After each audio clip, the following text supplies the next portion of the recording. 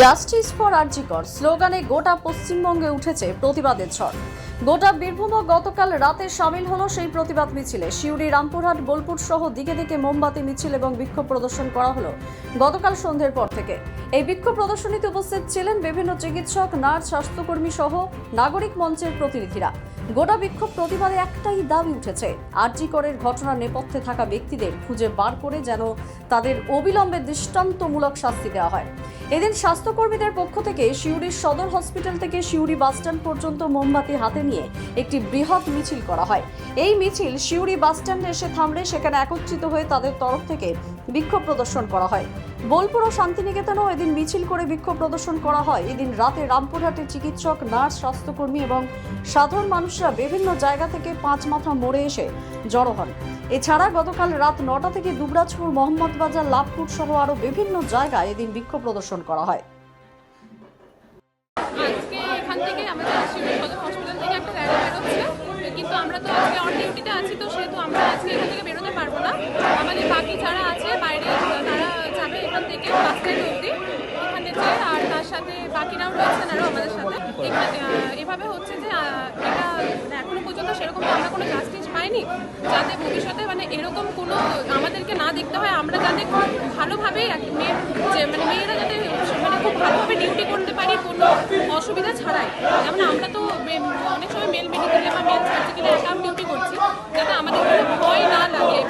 এটার জন্য আমরা যাতে ভবিষ্যতে এরকম দিন আমাদেরকেও না দেখতে হয়, সেটার জন্যই আমরা আজকে প্রতিবাদ জানাচ্ছি। এবং তিলোত্তমা যাতে এটার তিলোত্তমার যে জন্য এটা যার জন্য হয়েছে সে যাতে শাস্তি পায় উপযুক্ত, সেটার জন্য আমরা এখান থেকে বাস স্ট্যান্ড অবধি একটা র্যালি করছি। হ্যাঁ, আজকে 9টা থেকে 10টা অবধি লাইট জ্বলবে না, কোথাও প্রদীপ জ্বালাবে বাড়িতে বা মোমবাতি, যেটা সেটা জ্বালিয়ে আমরা আজকে প্রতিবাদ জানাচ্ছি।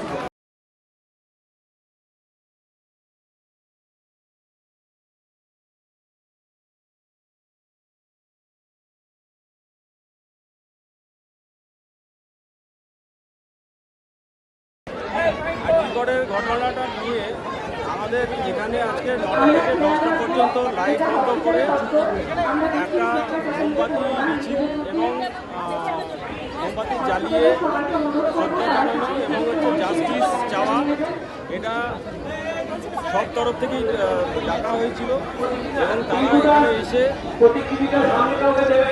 জাস্টিস চাওয়ার জন্যে এখানে একটা জমায়েত হয়েছিল। এই জমায়েতটা 9টা থেকে 10টা পর্যন্ত চলবে, সময় আছে। মহিলারা, স্টুডেন্টরা তারা হচ্ছে এখানে বিভিন্ন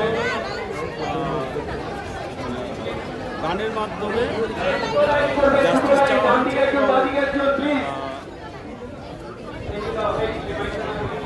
সলিডারিটি দেখানোর একটা চেষ্টা করা হয়েছে।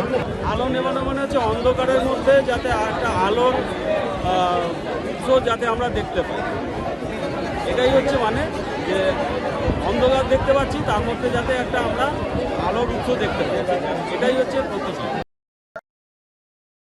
দ্য সহজ পাঠ, সহজ কথা, সঠিক তথ্য।